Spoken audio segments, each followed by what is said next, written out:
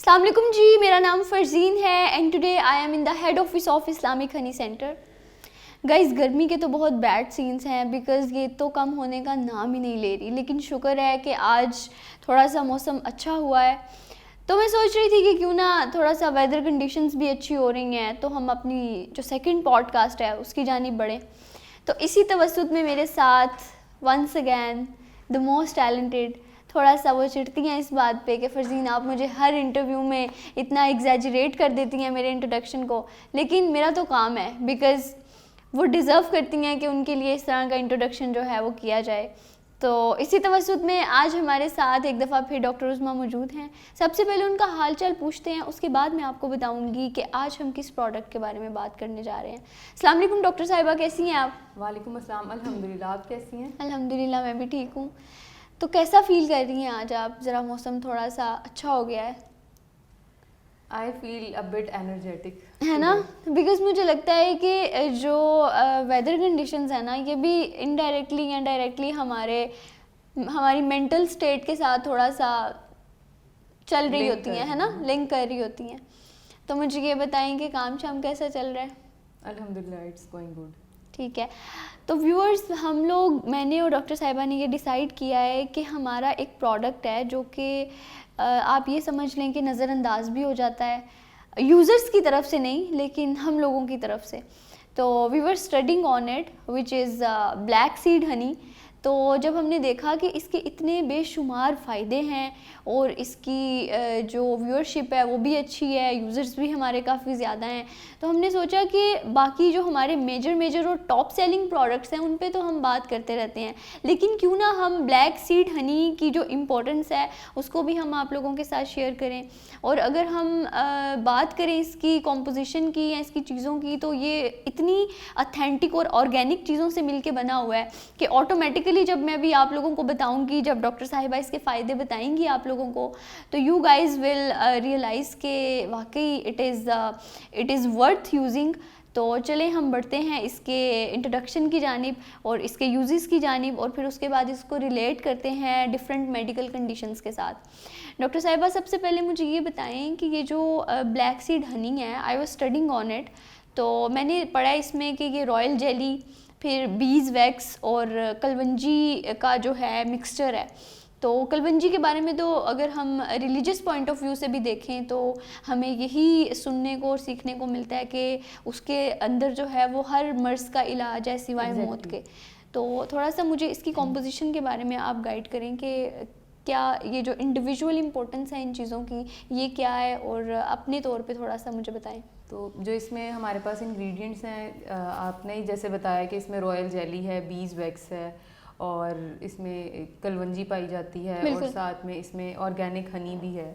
तो इन सब चीज़ों का ये मिक्सचर है। तो इन सब की इंडिविजुअल प्रॉपर्टीज़ हैं अलग अलग से, मतलब इन सब के इंडिविजुअल बेनिफिट्स हैं। लेकिन आप ये देखें कि जब ये एक कॉम्प्लेक्स इन चीज़ों का बन जाता है तो उसकी वजह से इसकी जो न्यूट्रिशनल वैल्यू है, जो इसके बेनिफिट्स हैं, वो बहुत ज़्यादा हो जाते हैं, जिसमें हमारे पास डिफरेंट मेडिकल कंडीशंस आ जाती हैं जिनको क्योर करने के लिए भी ये काफ़ी ज़्यादा बेनिफिशियल है। ठीक है डॉक्टर साहिबा, इसके हेल्थ बेनिफिट्स की जानिब बढ़ते हैं, तो थोड़े से बुनियादी से मुझे बता दें कि जो हेल्थ से रेलिवेंट इसके क्या बेनिफिट्स हैं।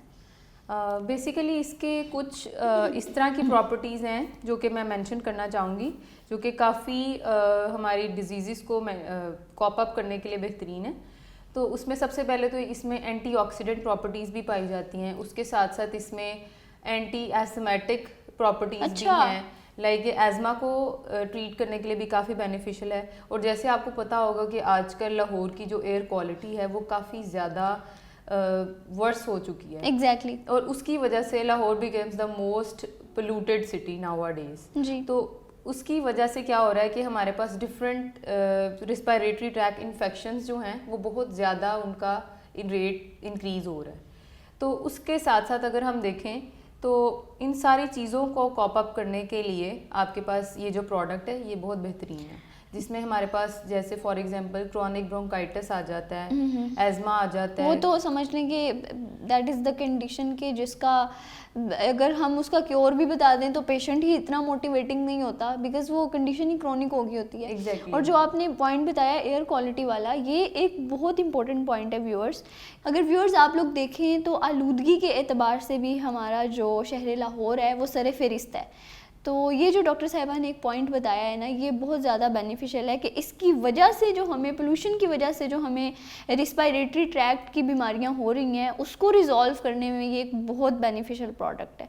जी डॉक्टर साहिबा, आप क्रोनिक ब्रोंकाइटिस का बता रही जी जी, क्रोनिक ब्रोंकाइटिस एक ऐसी कंडीशन है जिसमें हमारे एयरवेज जो हैं वो ज़्यादा इफेक्ट होते हैं। ठीक है, हमारी ऑक्सीजन कैरिंग कैपेसिटी कम हो जाती है और इसकी वजह से शॉर्टनेस ऑफ ब्रेथ का मसला होता है, कफिंग, वीजिंग, स्पूटम प्रोडक्शन जो कि आजकल बहुत ज़्यादा कॉमन है लोगों में। ये सारी चीज़ें जो हैं इस कंडीशन की वजह से हो रही होती है। अच्छा डॉक्टर साहिबा, जैसे आप मुझे क्रोनिक ब्रोंकाइटिस का बता रही थी तो उसी के तवस्सुत से एक सवाल मेरे जहन में आया है कि जैसे आपको पता है कि it has become a trend now कि जो हमारी यंग जनरेशन है इनमें ड्रग एडिक्शन बहुत ज़्यादा है, फिर उसके बाद वेप, शीशा और मल्टीपल चीज़ें इस तरह की आ गई हैं कि जो हमारी ड्रग्स की कैटेगरी में आती हैं।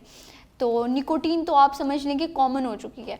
तो इसका थोड़ा सा बताएं कि if a person is suffering with chronic bronchitis तो उसकी सपोज़ वो एक टीनेजर है तो उसकी फैमिली चाह रही है कि उसकी जान छुड़वा दें हम इस चीज़ से, तो ड्यूरिंग दैट पीरियड जो ब्लैक सीड हनी है, डज इट हेल्प? एग्जैक्टली ये उसे इस तरह से हेल्प कर सकता है कि अगर वो इसका यूज़ जो है उस तरीके से करें, लाइक कंसिस्टेंट रहकर अगर आप इसको यूज़ करते हैं ठीक है, तो it will eventually gives you a better results. और इसके साथ साथ ये है कि उन्हें फिर अपनी स्मोकिंग, लाइक जो उनकी ये साइड एक्टिविटीज़ हैं उसको भी स्किप करना पड़ेगा। लाइक आपको लाइफस्टाइल मॉडिफिकेशन को भी थोड़ा मलहूज़े खाते रखना होगा कि ये चीज़ें भी इस चीज़ में काउंट होती हैं, अदरवाइज आपको फ़ौरन से रिजल्ट नहीं मिलेगा and it eventually leads to various other chronic conditions and it also causes cancer as well। ये तो डॉक्टर साहिबा अंडरस्टूड बात है ना कि व्हेनेवर हमने किसी भी क्रोनिक कंडीशन से जो है जान छुड़वानी होती है तो सिर्फ मेडिसिन या सिर्फ अगर हम कोई भी रेमेडी यूज़ कर रहे हैं तो सिर्फ वो ही काफ़ी नहीं है, उसके साथ हमें एहतियाती तदाबीर तो ये तो लाजमी है। लेकिन ये बात दुरुस्त है कि जो ब्लैक सीड हनी है it will play a significant role in treating the patients who are suffering with chronic bronchitis, right? ठीक है।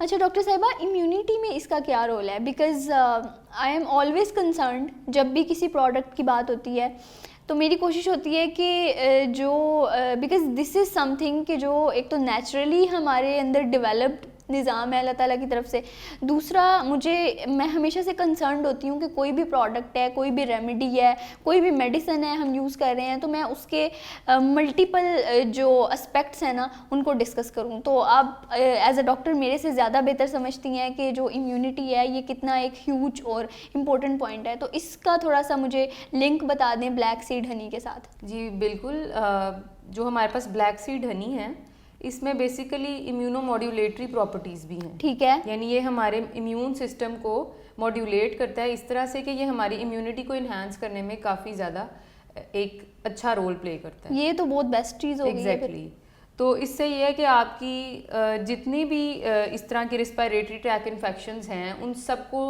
कॉप अप करने के लिए ये काफ़ी ज़्यादा इफेक्टिव है। लाइक अगर आप इसका यूज़ कर रहे हैं तो फर्दर अपकमिंग डेज में अगर कोई भी इस तरह की डिजीज़ है जो आपको अटैक करती है तो अल्टीमेटली ये आपकी इम्यूनिटी को भी स्ट्रॉन्ग करता है साथ साथ। अच्छा डॉक्टर साहिबा, मुझे ये बताएं कि इसकी कोई स्पेसिफिक कंसिडरेशंस या कोई इंस्ट्रक्शंस हैं इस हवाले से कि एलर्जी की भी आपको पता है मल्टीपल टाइप्स होती हैं, तो कौन सी ऐसी स्पेसिफिक एलर्जी है जिसके क्योर के लिए हम ब्लैक सीड हनी का यूज़ कर सकते हैं? अच्छा, एलर्जीज़ की अगर बात करें तो सबसे पहले तो ये हमारी जो सीजनल एलर्जीज़ हैं, लाइक जैसे ही वेदर चेंज हुआ है तो उसके बाद कुछ ऐसी कंडीशंस हो जाती हैं जैसे सीजनल एलर्जी हो गई है, उसमें हमारे पास फ्लू आ जाता है, कफ आ जाता है, वीजिंग आ जाती है। तो इन सारी चीज़ों को ट्रीट करने के लिए ये एक बेहतरीन रेमेडी है। जैसे आजकल का मौसम चल रहा है, जी। मतलब इसमें भी समझ लें कि बाल हो, स्किन हो, कुछ भी हो तो वो एग्जैक्टली बुरा हाल है, ऐसे तो ही हम है। यूज़ कर सकते जी हैं। जी बिल्कुल।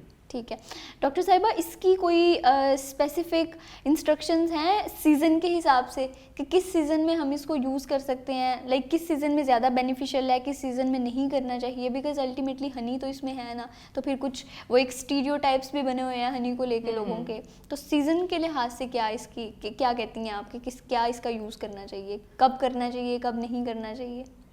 इसमें अगर देखा जाए तो ये हमारे पास चारों सीजन्स में यूज़ हो सकता है। ठीक है। ये कोई भी एक स्टीरियोटाइप ही, आपने सही कहा कि स्टीरियोटाइप है कि आप इसे गर्मी में नहीं यूज़ कर सकते हैं, आप इसे सर्दियों में ही सिर्फ यूज़ करें, तो ऐसा बिल्कुल भी नहीं है। आप इसे चारों मौसमों में इसको यूज़ कर सकते हैं, क्योंकि आपको किसी भी टाइम पे, जैसे फॉर एग्जांपल आजकल डस्ट एलर्जीज बहुत ज़्यादा कॉमन है, तो वो इस तरह नहीं होता है कि किसी मौसम की वजह से या वेदर कंडीशन की वजह से ऐसा हो रहा होता है। ये सारी चीज़ें आपके जो इन्वायरमेंट है, आपका जो एयर क्वालिटी है, उस पर डिपेंड करती है। दैट इज़ टू बैड, वो तो हमने ऑलरेडी डिस्कस किया है। तो इन सारी चीज़ों को ट्रीट करने के लिए ये बेहतरीन है, मतलब हम इसको इजी पीजी होके किसी भी मौसम में यूज़ कर सकते हैं। एग्जैक्टली। ठीक है। अच्छा डॉक्टर साहिबा, अगेन एक और ऐसा सवाल कि जिसके बारे में I and you we are always concerned, थोड़ा सा मुझे ये बताएं कि जो हमारे पास एक्सपेक्ट कर रही हैं जो मदर्स, और इसके अलावा जो लैक्टेटिंग मदर्स हैं, उनके बारे में, उनको लेके क्या स्पेशल कंसिडरेशंस हैं? लैक्टेटिंग मदर्स अगर इसका यूज़ करती हैं तो वो मॉडरेशन में करें, ठीक है, क्योंकि रिसर्चेस से ये प्रूवन है कि जो ब्लैक सीड है वो बेसिकली मिल्क प्रोडक्शन में हेल्प करता है। ठीक है। इसमें कुछ ऐसी प्रॉपर्टीज़ हैं लाइक गैलेक्टोगोग प्रॉपर्टीज़ पाई जाती हैं, जिसकी वजह से मिल्क प्रोडक्शन इन्हांस होती है। ठीक है। तो उसके साथ साथ अगर इस चीज़ को हम कंसीडर करें तो लैक्टेटिंग मदर्स इसको यूज़ कर सकती हैं और इसको मॉडरेशन में यूज़ करें। और अगर हम प्रेग्नेंट फीमेल्स की बात करें तो वो इसे फर्स्ट और सेकंड ट्राइमेस्टर में, स्पेसिफिकली फर्स्ट और सेकंड ट्राइमेस्टर में इसे अवॉइड करें। और थर्ड ट्राइमेस्टर में? थर्ड ट्राइमेस्टर में भी ऑन द सेफर साइड आप इसे अवॉइड ही करें। मतलब ऑल इन ऑल हम ये कह सकते हैं कि जो प्रेग्नेंट वुमेन्स हैं वो बिल्कुल अवॉइड करें, लेकिन जो लैक्टेटिंग मदर्स हैं वो इसको मॉडरेशन में ले सकती हैं। जी। मैं डॉक्टर साहिबा को यही कहती हूँ कि आपके पास ना इन्फॉर्मेशन का समंदर होता है, मतलब इतनी there are so many new terms के जिनका मुझे नहीं पता था, और अभी उसी टर्म से हम वापस आएंगे अपने ब्लैक सीड हनी की तरफ। एक क्वेश्चन मेरे जहन में आ गया है, हम लोग बात कर रहे थे स्पूटम प्रोडक्शन पे कि ऐसे पेशेंट्स के जो जिनकी स्पूटम प्रोडक्शन होती है और वो बहुत ज़्यादा परेशान है इस चीज़ को लेके, तो डॉक्टर साहिबा ने एक टर्म यूज़ की विच वाज फ्लैम, राइट? तो मैंने इनसे पूछा, मैंने कहा ये क्या है, तो अब मुझे समझ आ रही है कि वैसे हो सकता है कि दिस इज़ सो बेसिक, लेकिन समटाइम्स ऐसा होता है कि आपको बेसिक्स का भी नहीं पता होता, इवन बहुत इजी स्पेलिंग्स होते हैं, लेकिन व्हेन यू आर राइटिंग तो आपको समझ ही नहीं आ रहा होता यहाँ पे ए था कि ई था। तो उसका थोड़ा सा मुझे बताएं, मेरे जहन में आ गया, स्किप हो गया था ये सवाल, कि ये जो स्पूटम प्रोडक्शन के पेशेंट्स हैं इनके लिए कैसे बेनिफिशियल है black seed Honey? Sputum production के लिए इस तरह से ये बेनिफिशियल है कि ये क्या करेगा, जब आप इसे लेंगे तो ये आपके रिस्पायरेटरी ट्रैक को क्लियर करेगा। ठीक है। यानी ये एक कफ एक्सपेक्टोरेंट भी है। ठीक है। कफिंग भी आपको हो सकती है और उसके साथ ये आपका जो स्पूटम है उसको भी एक्सट्रैक्ट करेगा। मतलब इसका मैकेनिज्म ऑफ एक्शन ये है कि जो हमारा स्पूटम है उसको ये थ्रू कफ जो है वो एक्सपेल कर देता है। एग्जैक्टली। अच्छा डॉक्टर साहिबा, काफ़ी सारे सवाल ब्लैक सीड से रेलिवेंट थे जो वो तो हमने कर लिए हैं, लेकिन एक क्वेश्चन जो बहुत इंपॉर्टेंट था वो तो मैंने पूछा ही नहीं, इसकी डोजेज के बारे में।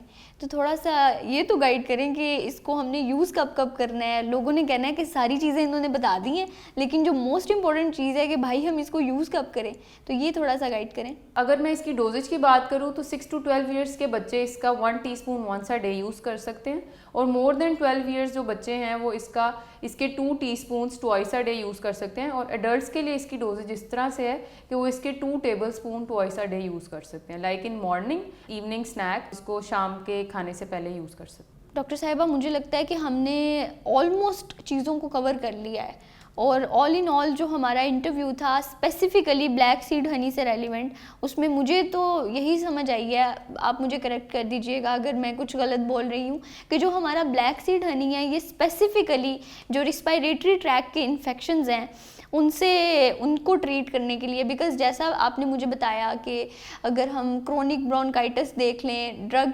एडिक्शन के लोगों को देख लें, एज़मा को देख लें, फिर उसके बाद एम्फीसीमा और ये जितनी भी सारी कंडीशंस आ जाती हैं, इन सब को ट्रीट कर रहा है। तो अपेरेंटली देखा जाए तो ये सारी हमारे रिस्पायरेटरी ट्रैक के इन्फेक्शंस के साथ ही जो है वो लिंक कर रही हैं। एग्जैक्टली अच्छा, यहाँ पे मैं एक चीज़ मेंशन करना चाहूँगी कि एक टर्म होता है COPD, chronic obstructive pulmonary disease. तो ये सारी जो मेडिकल कंडीशंस हैं ये इस टर्म के अंडर आती हैं, जिसमें एज़मा है, ब्रोंकाइटिस है, एम्फीसीमा है, जिसे हम स्मोकर्स कफ भी कहते हैं। बिल्कुल। तो ये सारी मेडिकल कंडीशंस को ट्रीट करने के लिए काफ़ी बेनिफिशियल है। Thank you so much doctor साहिबा फॉर योर टाइम, और बहुत मज़ा आया आज। बाकी आई एम होपिंग कि नेक्स्ट पॉडकास्ट में भी आप आएँ। मुझे ये बताएं कि personally did you like the idea of podcast, ये जो हम कर रहे हैं, मतलब जो हमने शिफ्ट किया, इमीडिएट शिफ्ट किया जो हमने इंटरव्यूज से पॉडकास्ट की तरफ? यस एग्जैक्टली, इसमें यह है कि आप डिटेल डिस्कशन करते हैं और जो हमारे व्यूवर्स हैं उनके लिए एक डिटेल्ड हमारे पास इंफॉर्मेशन होती है जो कि हम शेयर कर सकते हैं, तो इट इज़ बेस्ट। मतलब you are enjoying it, right? Yes. ठीक है, okay viewers, that's it for today, और that's all about black seed honey. और आप लोगों ने इसको यूज़ करना है, स्पेशली वो लोग जो कि किसी भी किस्म की रिस्पायरेटरी ट्रैक इन्फेक्शन से गुजर रहे हैं, एज़मा है, एम्फीसीमा है, या कुछ भी ऐसा जो कि रेशा है, खांसी है, नज़ला है, वो इस ब्लैक सीड हनी को यूज़ कर सकते हैं। बाकी मुझे और डॉक्टर साहिबा को अपनी दुआओं में याद रखिएगा। मिलते हैं आपसे नेक्स्ट इंटरव्यू में, तब तक के लिए अपना ख्याल रखें। अल्लाह हाफिज़।